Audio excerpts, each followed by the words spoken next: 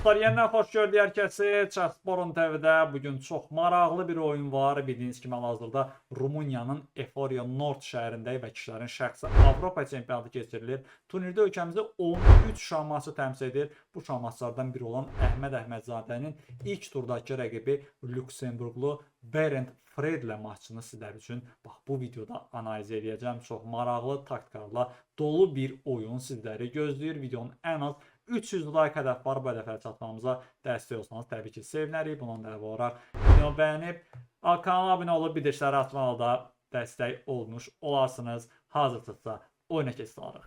Əhməd ağlarda, Fred qaralardadır. Y4, S5, AT3, Y6 yeşləri ilə başlayırlar tərəflər oyuna. Bu çox demək ki, Siciliya müdafiəsini görürük ekranda. S3, D5, Y5, AT6, D4, vəzir B6 kimi yeşlərdən sonra sanki tərəflər Fransız oyununa keçid alırlar. Fransız oyununun Y5 variantına keçid almış sayılırlar. Əhməd isə at A3 oynayır. Atını A3-dən çıxarır ki, at C2 D4-də piyadanı müdafiə etmək baxımından. Piyadalar dəyişir xanasında. Davamında fil B4 şah, şah zərbə var. Fil D2, fil A3 BA, rəqib fil A6 A3 xanasını dəyişdir və piyadalarımız qoşulaşır burada. Əvəzində isə 2 fil üstünlüyümüz var. At D4 geyişi ilə piyadalardan birini ortadan götürür. Əhməd isə vəzir A4 şah verir. Təbii ki, geyişin məqsədi D4-dəki atı vurmaqda. Ağlar hal-hazırda 2 qat zərbə ediblər. Qaraların lövhədə yeganə geyişi atı yenidən C6 xanasına geri qaytarmaq olur. Fil D3, fil Y7 Əhməd qalasını qurur. Fil D7-dən sonra isə vəzir J4 geyişi ilə hal-hazırda J7-dəki piyadaya zərbə var. Rəqib əgər qala quraraq onu müdafiə edirsə çox maraqlı bir ardıcıllıq ola bilərdi burada. Fil H7 bir fil qurbanı, buna Yunan hədiyyəsi deyirlər fil H7 geyişinə. Fil H7, şah H7, at J5, şah, şah J8 geyişinə isə vəzir H5 ilə H7-dən mah təhdidləri ola bilərdi. Top qaçsa deyək ki, C8 xanasına vəzir H7 şah, şah F8, vəzir H8 şah, at J8-ə at H7, şah Y7-yə isə fil J5 ilə görüşə davam etmək mümkün idi. Rəqib isə əvəzində vəzir J4 əməsinə atını J6 xanasına gətirir ki, vəzirlə piyada arasında olan yol kəsilsin və bu şəkildə yolu kəsmək üsulla piyadasını müdafiə edir. Əhməd isə H4 oynayır. Təbii ki, geyişin məqsədi H5 gəlib atı qovmaq və davamında isə J7-dəki piyadanı ortadan götürməkdir. Fred isə bu mövqedə uzun qala qurur.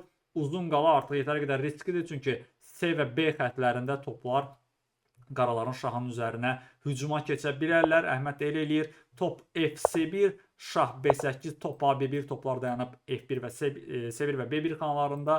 Vəzirə hücum var, vəzir qaçır C7-yə.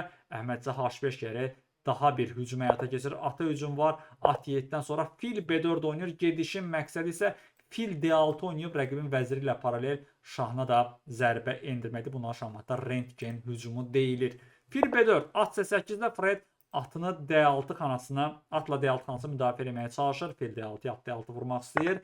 Vəzir J7 Əhməd piyadalardan birini götürür. Top J8, vəzir F7 daha bir piyadanı ələ keçirir və hal-hazırda ağlar bir piyada öndədirlər. Oyun başlayanda D4 xanasında piyadalardan birini itirmişdik. Vəzir D8-də isə Əhməd filini B5 xanasına itirir. Geyişin məqsədi nədir? Məsələn, sadə yeyiş olsa H6-dan sonra fil C6 vurmaq istəyir. Fil C6, fil C6-ya ağlar oynayır. Top C6, BC yeyişindən sonra fil D6 2 qat şah, şah 8-ə isə top B8 yeyişi ilə rəqibini mat etmək istəyir. Çox əla bir plan qurur Əhməd Əhmədzadə.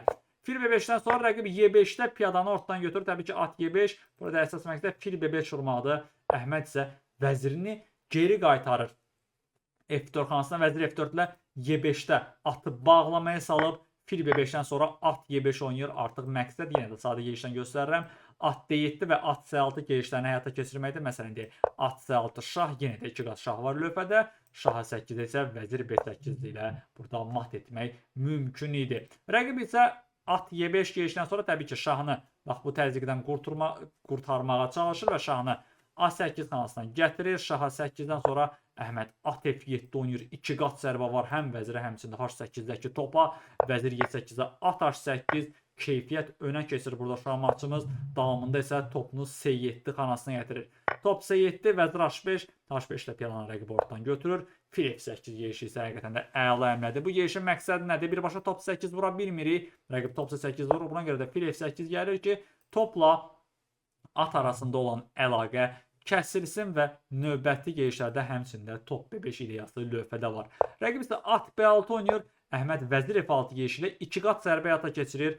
Həm H8-dəki topa, həmçində D8 xanasına vəzirini gətirmək istəyir ki, vəzir D8-də A8-dəki şahı mat eləsin. Top F8 rəqib çarəsiz şəkildə bunu vurur. Top F8, vəzir F8, vəzir Y8, vəzirlər dəyişdirməyə çalışır. Təbii ki, ağlarda çox böyük material üstünlüyü var. Top F7 yeşindən sonra at D8, top B5 isə lövhənin son yeşidir. Rəqib burada B5-dəki fiquru da boşda qoyur. Baxırıq ki, top B5 yeşindən sonra vəzir B5 əgər vurarsa, at C8-də at boşda. Yəni rəqibin demək olar ki, bütün fiqurları boşda qaldı bu oyunda. Vəzir C8 yeşilə də rəqibi mat etmək mümkün idi. Yekunda isə cəmi 31 gedişin yekununda şahmatçımız Əhməd Əhmədzadə qələbə qazanır. Və yekunda kişilərin şəxsi Avropa çempionatı Chessborn TV vasitəsilə hər gün sizlərə canlı yayımlanacaq. Yayımlarımız isə 18:00 18:30 aralığında başlayacaq. Siz isə bu oyun barədə fikirlərinizi rəy bölməsinə qeyd etməyi unutmayın. Şahmatçımıza bir daha uğurlar arzu edirik və bu cür videoların davamı üçün mütləq şəkildə videonu bəyənib, kanala abunə olub bildirişlər açmağı da unutmayın. Hər birinizə bir daha təşəkkürümü bildirirəm. İnşallah növbəti videolarda görüşənə qədər hələlik.